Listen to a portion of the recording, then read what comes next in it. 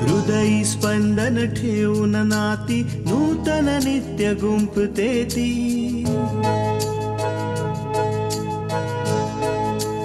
हो हृदयी स्पंदन ठेवून नाती नूतन नित्य गुंफते ती.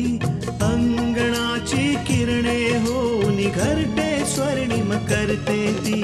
स्मित फुलवून अधरांवरती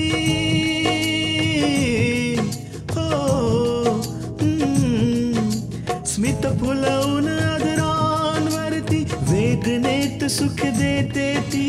लेक वहिनी आई होऊन जीवन आभा होते ती. सुकन्या सुकन्या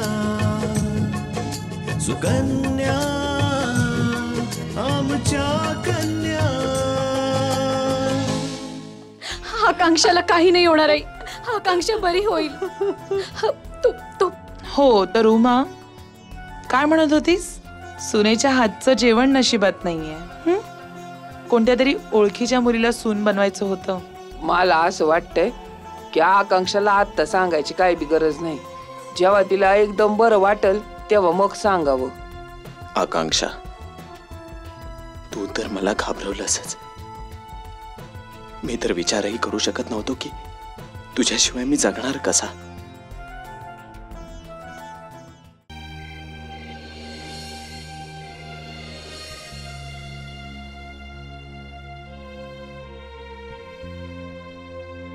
आई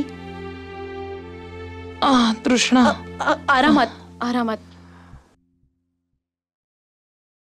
मी तुमच्यासाठी दूध आणलंय. तुम्ही हे प्या. तुमचं डोकं दुखायचं थांबेल. ठेवून दे, मी नंतर पिईन.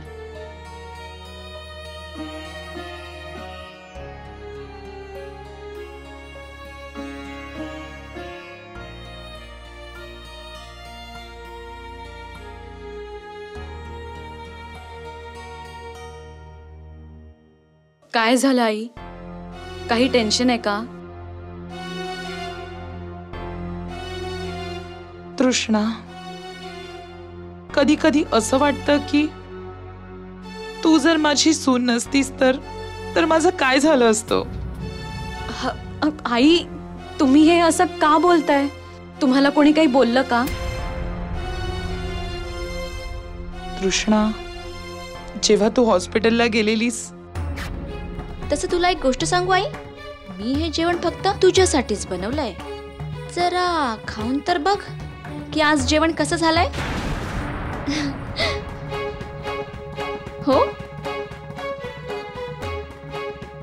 अरे वा बिंदिया, तू खरंच खूप छान जेवण बनवलंयस.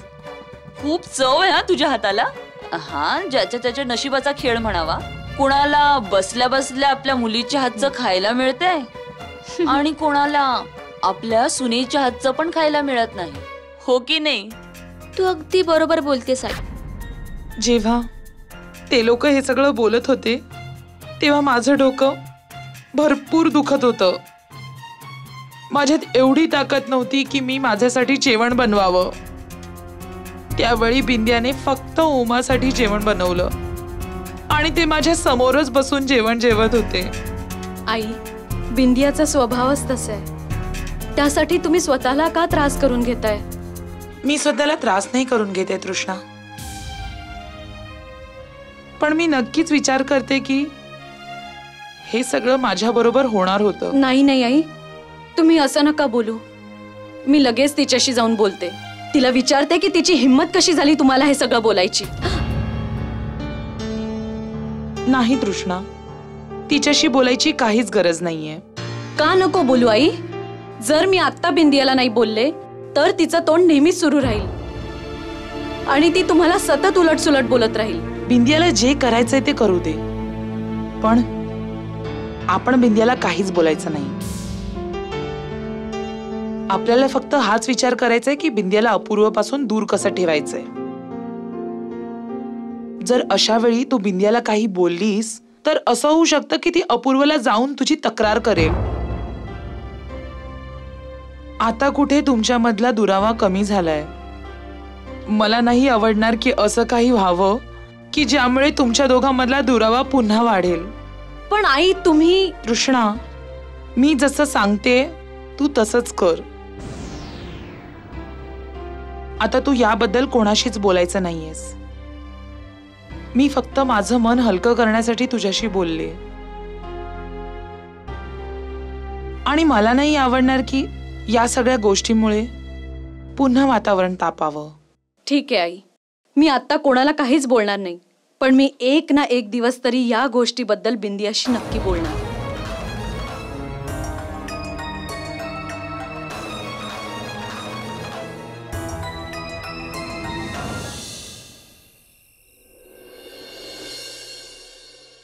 विशाल, हा आजी. ऐक ना, जरा येळ काढून नीराजला फोन कर, म्हणजे तिकडची जरा हाल हवाल कळल. हो आजी. आजी, ते विराज भाऊजींसाठी जेवण पाठवायचं? नाही, जेवण नाही पाठवायचं. ते काय ना, इराजचा आज उपास आहे आणि म्हणालाय की आकांक्षासाठी उपास केलाय, तिला लवकर बरं वाटावं म्हणून. बरंच झालं उपवास केला तो, नाहीतर आज पण त्यांच्यासाठी जेवण बनवावं लागलं असतं. चला, याच निमित्ताने का होईना या कामातून सुटका तर झाली. अगं ये पूजा, हो, मी काय म्हणत होते की आपण जरा ब्राह्मण भोजन वगैरे घातलं तर.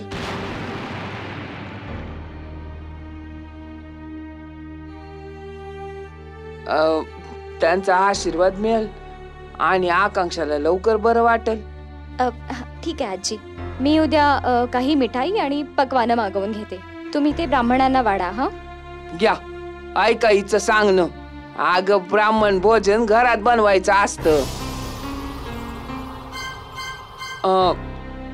खीर, कचोरी, पुरी, 2 भाज्या, 1 रस्सा भाजी.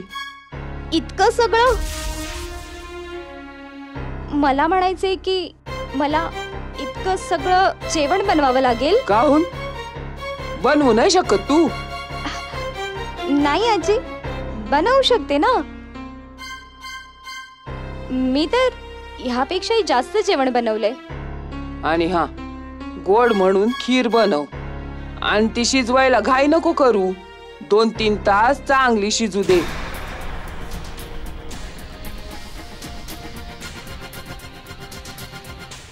जेव्हा घट्ट होईल ना, तेव्हा समज की खीर बनली म्हणून. हो आजी, काही अजून बनवायचं असेल तर सांगा मला. आता तरी काही लक्षात नाही, जेव्हा आठवल ना तेव्हा सांगन. आजी, मी उद्या पोलीस स्टेशनला जातोय. माहिती करून घेतो की वहिनीच्या केस बद्दल ते काही करतायत की नाही. वय, ते लय महत्वाचं आहे. आणि जा मात्र उद्या नक्की. आजी, मला वाटते की पोलीस त्यांचं काम तर करतच असतील, मग पोलीस स्टेशन मध्ये जाऊन पुन्हा विचारण्याची काय गरज आहे? गरज आहे पूजा, लय गरज आहे. काय की ऍक्सिडेंट आमच्या दिनूच्या सुनेचा झालाय आणि ही गोष्ट हलक्यात घेऊ नको, नाहीतर कोणी बी येईल न काय बी करून जाईल. यासाठी ज्यानं केलंय ना त्याला शिक्षा नक्कीच झाली पाहिजे.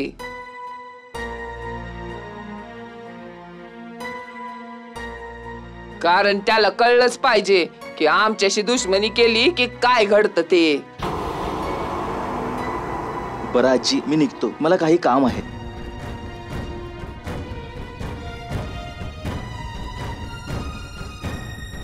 स्वतःच्या बायको बरोबर वेळ घालवण्यापेक्षा यांना दादा आणि वहिनींची काळजी पडली आहे. माहित नाही कधी समजेल यांना की सगळ्यात आधी स्वतःबद्दल विचार करायचा असतो, मग दुसऱ्यांबद्दल. सुकन्या आमच्या कन्या.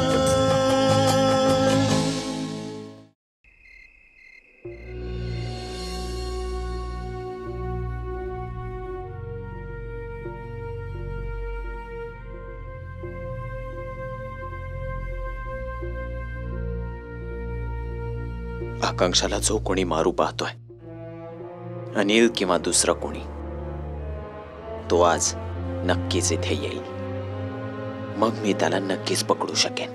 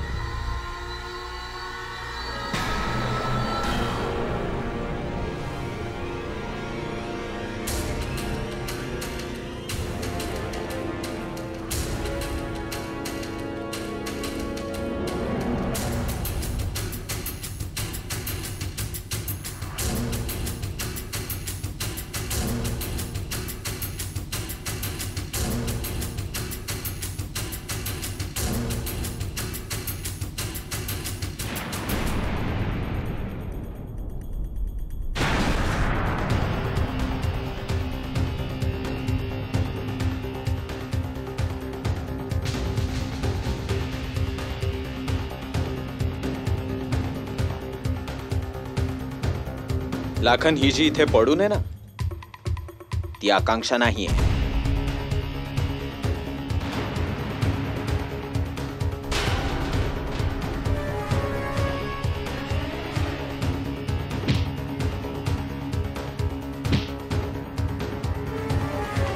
माझं विराज, माझं ऐकून तरी घे. माझं ऐकून माझं ऐकून तरी घे. नका मारू. लाखन, माझा विश्वास बसत नाहीये की तुझी एवढी हिंमतही होऊ शकते. आता तू देवाची प्रार्थना करायला सुरुवात कर, कारण आता तू माझ्या हाताने नाही वाचू शकत. समजलास ना? मी तुला पोलिसांच्या हवाली करणार आहे आणि नाही इथनं तुला जाऊ देणार आहे. मी तुला अशा ठिकाणी काढून टाकणार आहे की कोणाला तुझा पत्ताही लागणार नाही.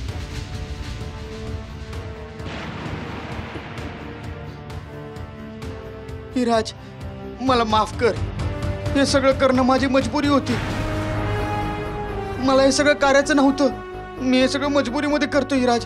अरे, अशी काय परिस्थिती होती? हा, तुझ्या परिस्थितींच्या नाटकांमुळे माझ्या आकांक्षाचं काय झालंय पाहिलंस? हा, याची शिक्षा तर तुला मिळणारच कुठल्याही परिस्थितीत. अरे पण मी एकटा गुन्हेगार नाहीये. हे सगळे जे काय घडले ते अनिलने सांगितलं होतं मला.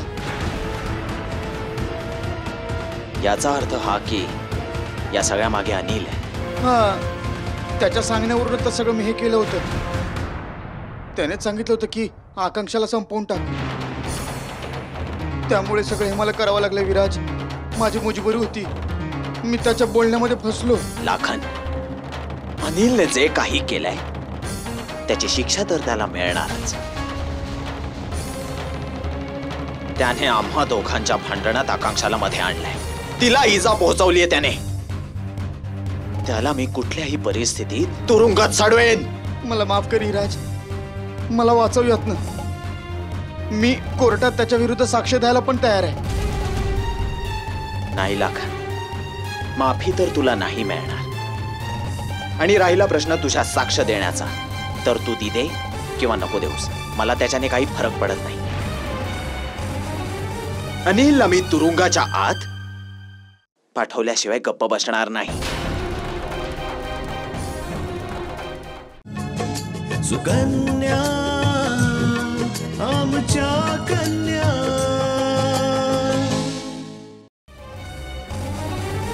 अनिलला मी तुरुंगाच्या आत पाठवल्याशिवाय गप्प बसणार नाही.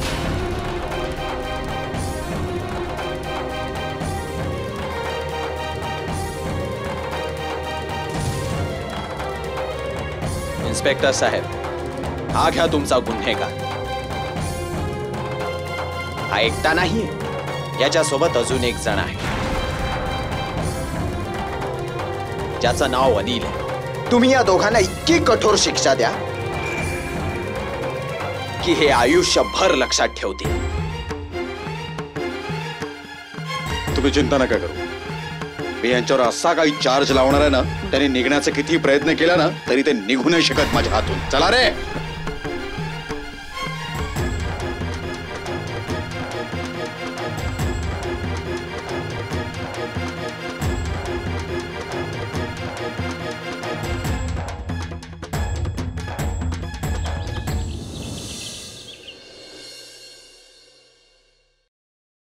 हे काय सांगतोयस तू इराज? त्याने परत आकांक्षाला मारायचा प्रयत्न केला. विराज भाऊजी, पण तुम्ही कसं म्हणू शकता की तो पुन्हा हॉस्पिटलमध्ये येईल? आकांक्षावर जेव्हा सर्वात आधी हल्ला झाला होता त्यानंतर मी तिच्या रूम मध्ये गेलो. त्या रूमची एकंदर अवस्था पाहून मला हे कळलं होतं की ज्या कोणी माणसाने तिच्यावर हल्ला केलाय तो पुन्हा तिच्यावर हल्ला करायला नक्की येणार. हे काय सांगतोयस इराज? त्याने परत आकांक्षाला मारायचा प्रयत्न केला? आजी, दादा एकदम बरोबर बोलतोय.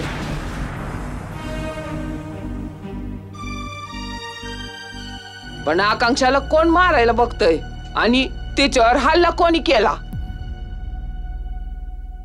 आजी, तो दुसरा कोणी नाही, तो लाखन होता.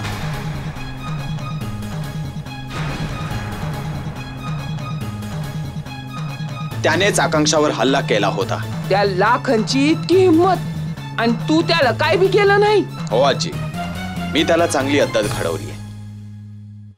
पण आश्चर्यकारक गोष्ट अशी आहे की खरा गुन्हेगार तो नाहीये.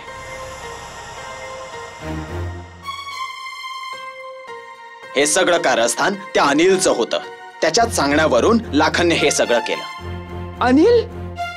हो आजी, त्याने त्या टेंडरच्या गोष्टीचा सूड घेण्यासाठी हे सगळं केलं.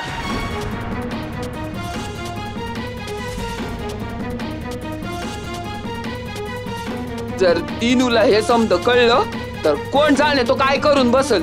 हो आजी, आपल्याला बाबांना थांबवायला हवं, कारण लाखनच्या साक्षीवर आपण त्या अनिलला तुरुंगात पाठवू शकतो.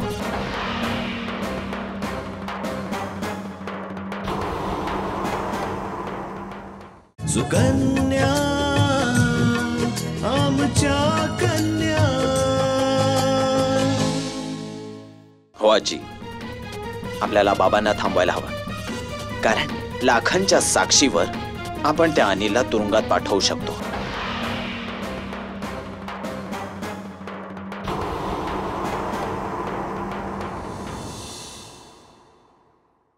विराज,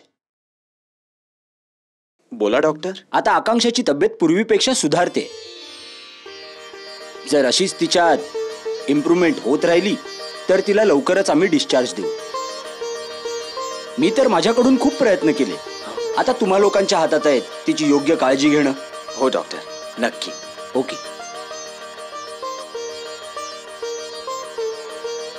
बरं, मला तुम्हा लोकांना एक सांगायचं होतं. आज आकांक्षाच्या घरून फोन आला होता. ते म्हणत होती की जशी आकांक्षा बरी होईल तिला काही दिवसांसाठी तिच्या घरी पाठवावा. मग तू काय उत्तर दिलं?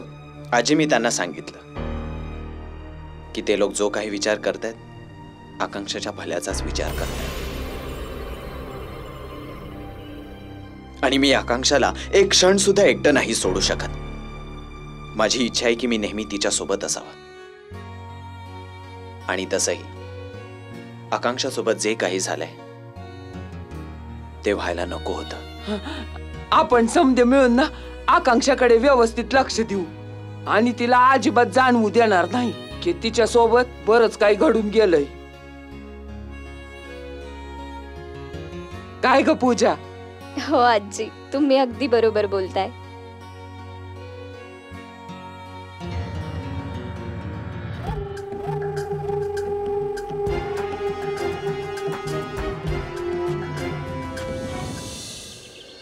देवाच्या आपल्यावर लय उपकार आहेत. ती आकांक्षावर 2दा हल्ले होऊन सुद्धा वाचली आहे ती. जर तिला काही झालं असतं ना तर लय मोठा अनर्थ झाला असता. तिच्या घरच्यांना काय उत्तर दिलं असतं? हा आजी, मी तर विचार पण करू शकत नाही की अनिल इतक्या खालच्या पातळीवर जाऊ शकतो. कायदा अनिलला शिक्षा तर जरूर देईल. मी म्हणत होते की ब्राह्मणांना तर आपण भोजन घातलंय आणि आपण काही गरिबांना जेवायला घातलं तर, कारण की अन्नदान महादान असतंय. सांग आजी, काय करावं लागेल? आजी चहा. अगं ये पूजा, हो तू एक काम कर. हो बोला. ते काय आहे ना की थोडासा शिरा बनवून देवळात पाठवून दे आणि 10-15 लोकांसाठी जेवण बनव. काय आहे ना, म्या नवस बोलले होते की आकांक्षा बरी झाली ना की म्या गरिबांना जेवायला घालीन म्हणून. आकांक्षाचा जीव वाचावा म्हणून तुम्ही माझा का जीव घेताय? आज सकाळीच तर ब्राह्मणांना जेवण वाढलंय आणि आता हे गरिबांना पण. थकले मी हे सगळं करून करून. एका क्षणाचीही विश्रांती मिळत नाहीये मला. पूजा, ऐकलंस ना म्या काय बोलले? हो आजी, ते मी बनवेन. ठीक आहे. चल आजी, मी तुला तुझ्या रूम पर्यंत सोडतो. हॉस्पिटल मधून आल्यापासून तू खूप दमली असशील. नाही रे नाही आजी, तू चल, तुला आरामाची खूप गरज आहे. चल उठ. चल.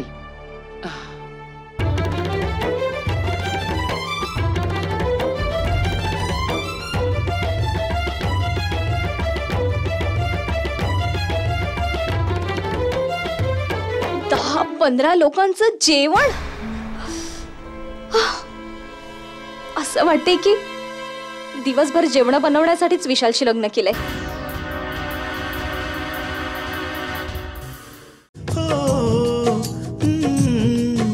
स्मित फुलवून आदरांवरती वेदनेत सुख देते ती. लेक वहिनी आई होऊन जीवन आभा होते ती. सुकन्या सुकन्या सुकन्या